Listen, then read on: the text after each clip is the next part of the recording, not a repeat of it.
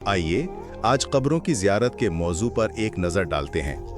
अच्छा, ये एक ऐसा मौजू है जिस पर मुसलमानों में अक्सर बहुत गर्मा गर्म बहस होती है, और इसकी वजह यह है कि इसका सीधा ताल्लुक तौहीद यानी अल्लाह की वादानियत के बुनियादी अकीदे से जुड़ा है।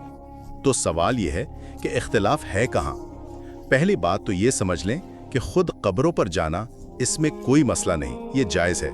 बल्कि दिलचस्प बात यह है कि शुरू में पैगंबर मोहम्मद सल्लल्लाहु अलैहि वसल्लम ने इससे मना किया था, लेकिन बाद में इसकी इजाज़त दे दी। क्यों? क्योंकि ये आपको आखिरत की याद दिलाता है। मकसद बहुत सादा है, मरने वाले के लिए दुआ करना और अपनी मौत को याद रखना। दूसरी बात, असल बहस तब शुरू होती है जब हम ये देखते हैं कि कब्रों पर क्या हो रहा है। यानी क्या कब्रों पर गुंबद बनाना, चिराग जलाना या उनके गिर्द तवाफ करना ठीक है? अब यहाँ आकर ना उलमा की राय बढ़ जाती है। सल्फी मकतबा फिक्र कहता है कि ये सब काम बिदअत है, मतलब दीन में नई चीजें हैं और ये शिर्क का दरवाजा खोल सकते हैं।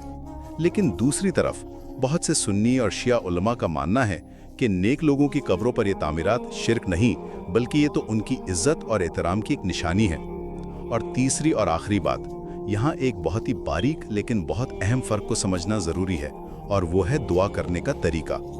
एक चीज है तवस्सुल, इसका मतलब है कि आप किसी नेक बुजुर्ग का वास्ता देकर अल्लाह से दुआ मांगे। ये ज्यादातर उलमा के नजदीक ठीक है।